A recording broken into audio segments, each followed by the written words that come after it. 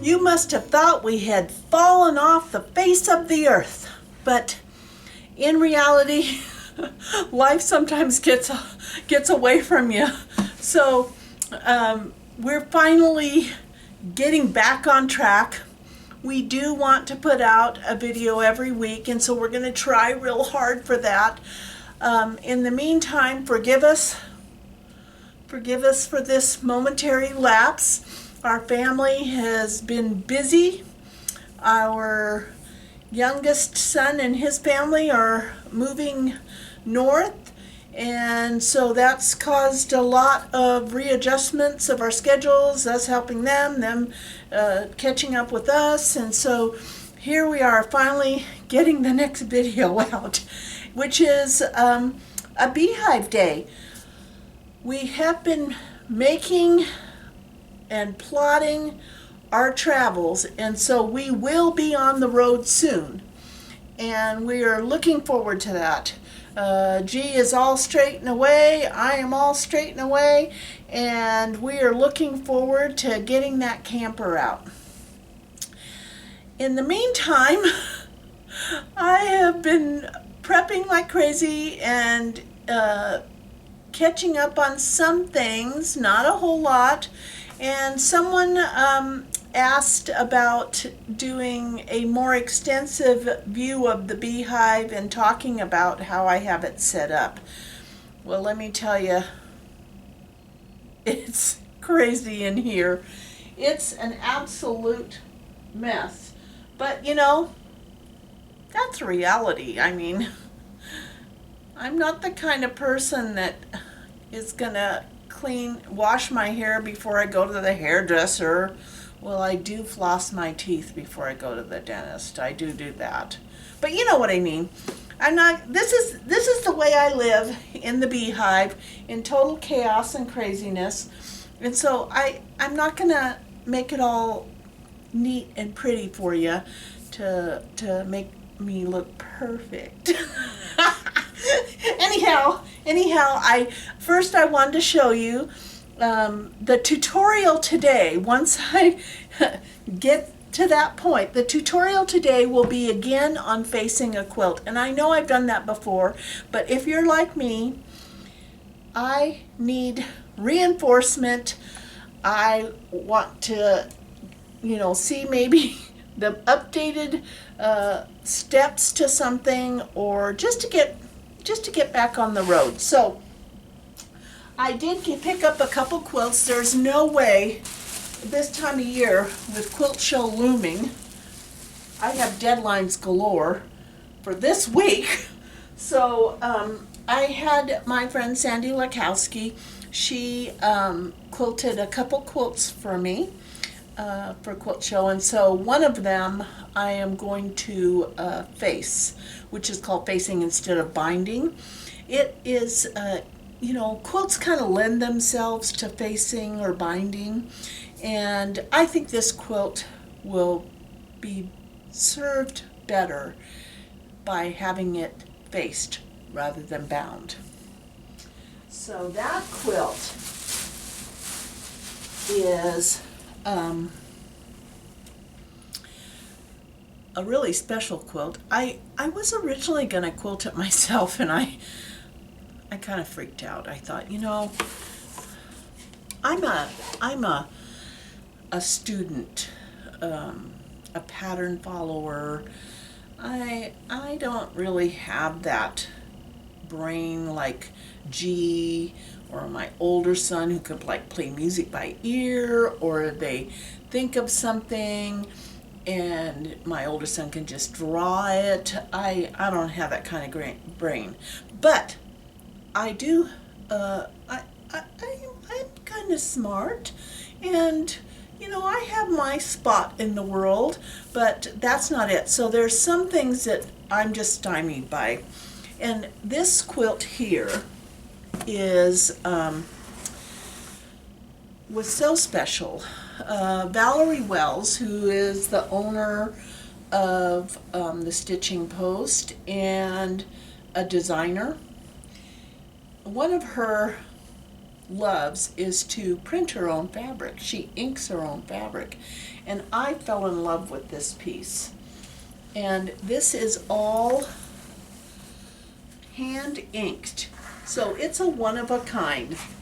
You know, it's not like there aren't 1,000 bolts of fabric out there with this print on it. But you can see there's, how close can I get this to you? There's like camels on here. You know, camels. And it's all hand inked. And so I had Sandy quilt it for me. And she, you probably can't even see the quilting, but she did a fabulous job. But for me, this quilt, I'm going to face it rather than bind it. I don't want a binding. It seems like it should get a more simplistic, modern look to it. So that's what I'm going to do with this quilt. Now, just to show you, you're going to understand why I call myself the smorgasbord quilter. I like it all. So these two quilts just show you where my brain is at. I am very excited about this quilt because I didn't have a Thanksgiving quilt, and I want to hang this at Thanksgiving time in my entryway when you come in the front door. So this is Buttermilk Basin's Give Thanks. All done. All done. Yes. Do I hear cheering? Do I hear cheering? Yeah, all done. And Sandy did a fabulous job on quilting it. And really, that's the hard part about video, is that I can't quite show you how beautiful this quilting is, but here's some of the back side. It's just gorgeous. So this quilt I am going to bind, and I already have the binding done because that is one of my tricks. When I am going to be binding a quilt, whether I quilt it or someone else is quilting it for me, when I get that top done, I make the binding. And when we walk around the beehive here, I will show you what I do with that binding. So, because I don't know, when I get done quilting a quilt and I have to make a binding, I hate that. So I just go ahead and make the binding right when I finish the top. And then I store the binding until I get it back, and then, oh wow, look at this, the quilt's all done, and now I just have to put the binding on, and it's all made. So that's how I like to do it. It's just one of those brain things that makes me happier. So I have one more quilt that's still out quilting. Oh, and I did get another quilt back, and this is from my neighbor.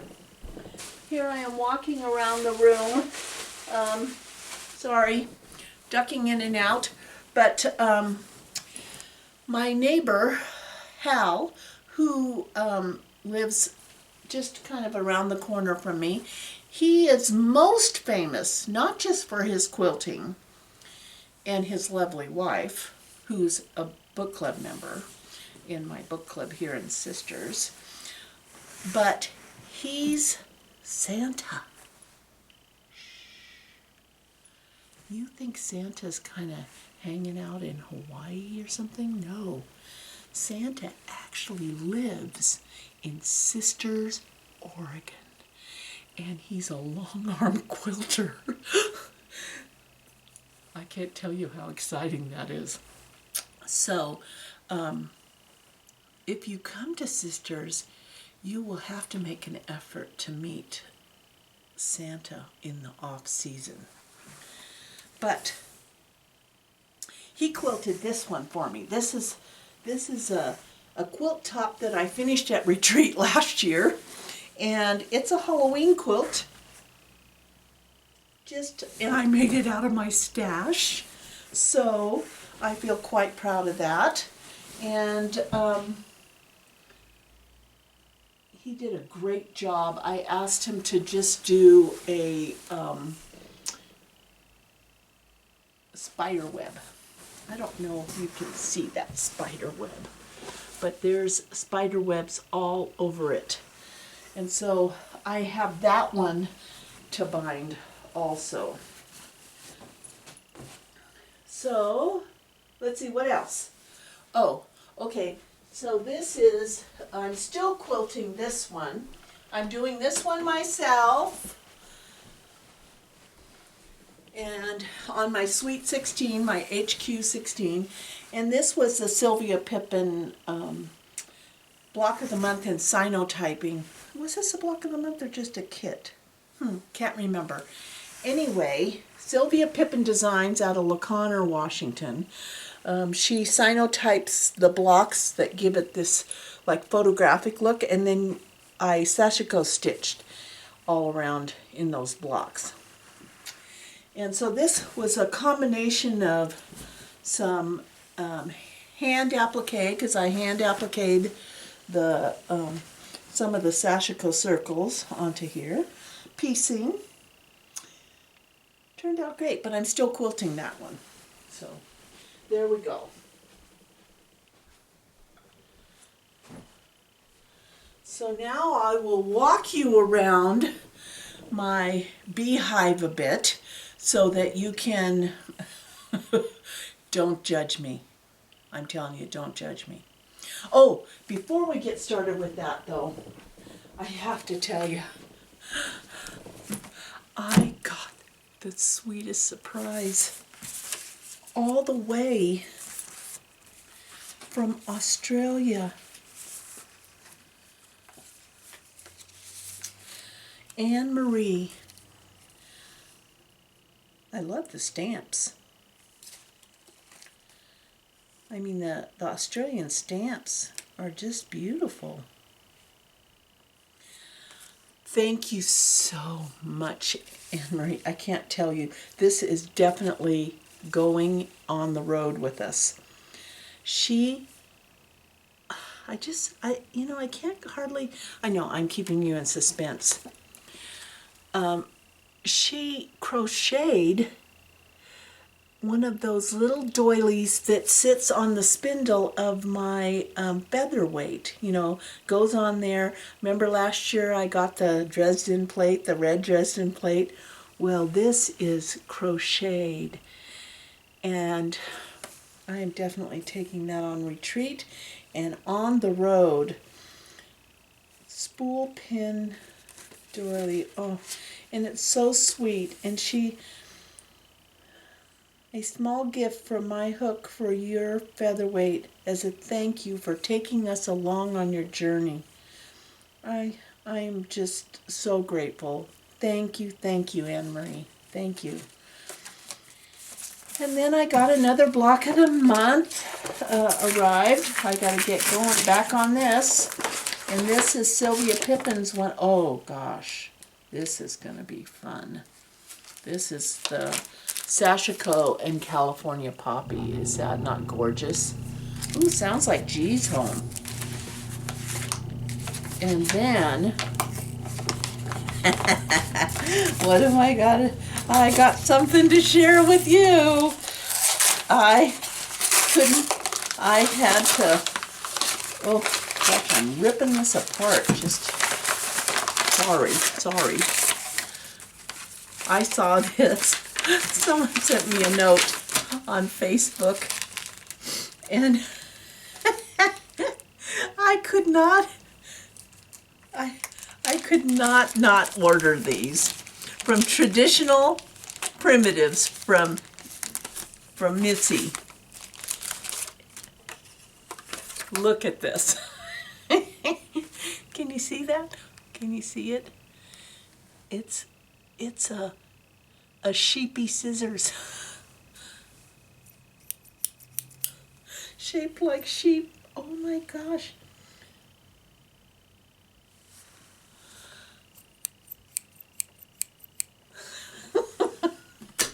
That's hysterical.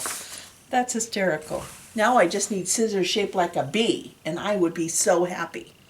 Okay, so just a little walk around the beehive. Again, no judging.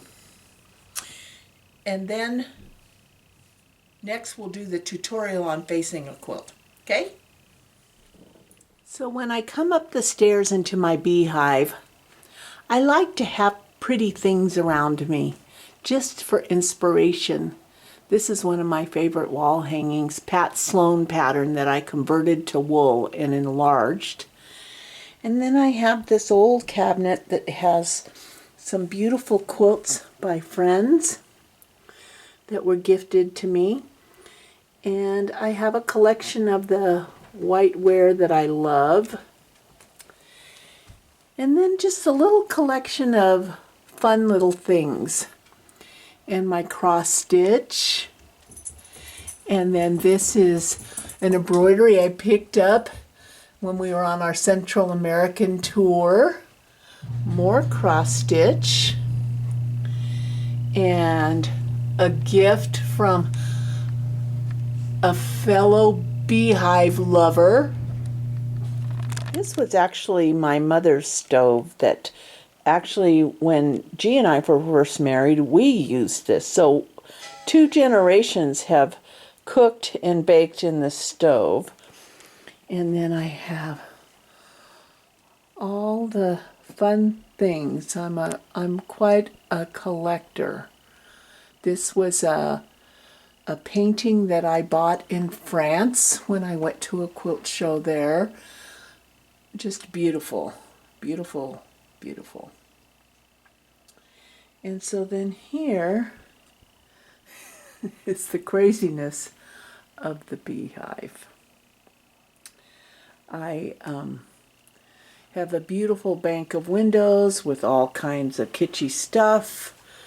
On the windowsills, on a clear day, I can see Black Butte, which is very close to our family heart.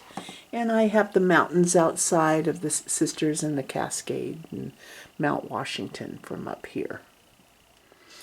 And then my sewing table,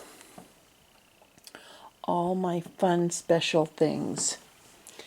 And there's Enzo. This is my ironing board. It's a big board that I set on top of a chest of drawers. It's actually like it's a buffet because the thing would open up and you could serve food off of it. But I use it to store things, and then my big board sits on top of it. I got one of these rolling carts from IKEA, and my cutting table is actually G's first drafting table. He was a cartographer, and when he was young, this was his first drafting table, and he painted it and refinished the top because it was the perfect height for me to have as a cutting table. And I have lugged this thousands of miles with me because I'm kind of a sentimental sap when it comes to stuff. That's why I have so much stuff around here. And then up on the windowsill, I just put some fun things. I actually ran the Portland Marathon and was quite proud of myself. And to celebrate a momentous birthday this year, I have signed up to walk the Portland half marathon. So I'll be doing that in October. My design wall is just 2 pieces of insulation board that I duct taped some flannel on, and then G taped 2 boards to the back and nailed the boards to or screwed the boards into the top, and it functions really well. This is the closet that holds all the chaos. So, I'm going to go over here and turn this light on. Oh, it was on. Turn it back on. And this is where I store everything.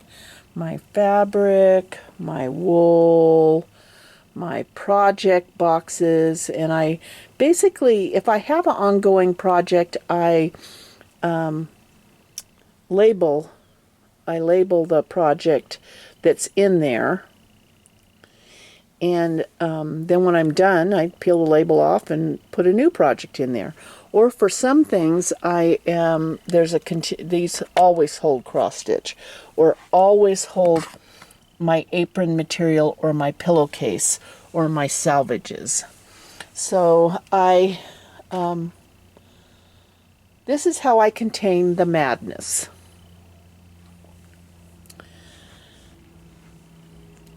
Now I love my table. This is when girlfriends choose to come here and stitch, or if any Quilt Roadie followers are coming into town at some time, vacationing, and want to spend a day stitching, you could always give me a ring, and if I'm available, we could talk. What can I say? I love stuff. This is my ode to family. So it's old pictures, my grandmother when she was young, my dad and his sister when they were little, and look at that guy. He's bored. This is the most important room. You don't want to go downstairs. And here's my little collection of other little things. I tell you, thimbles, travel mementos, things that friends have sent me. And then I love these little irons. I have my little purse that a girlfriend embroidered for me. But that is basically the room here. We have the Sweet 16, and I have my rack of things that need to be quilted. So see, I still have a lot of things to quilt. And then I hang small quilts up here. And the view out this window is towards town. So I'm only like three blocks or so from the Stitch and Post, and then this bookcase was actually a bookcase that was built for a former house of ours, and it housed our reading books, but now it's all about quilting. And I have my patterns and more stuff that I love. This is a needlepoint that my mother brought back from Europe. And family pictures,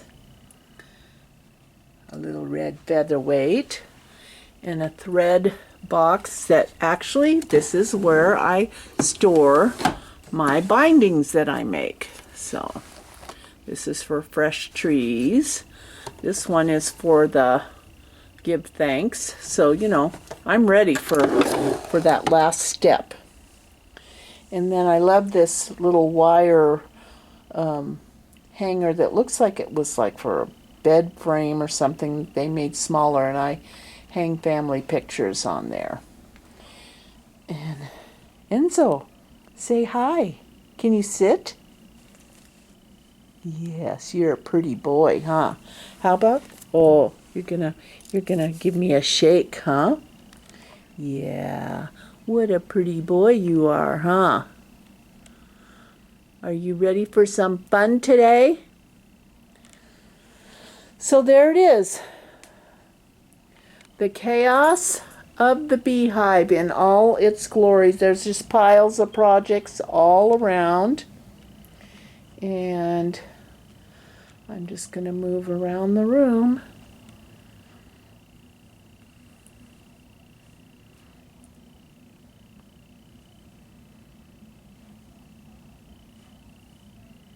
And there we go.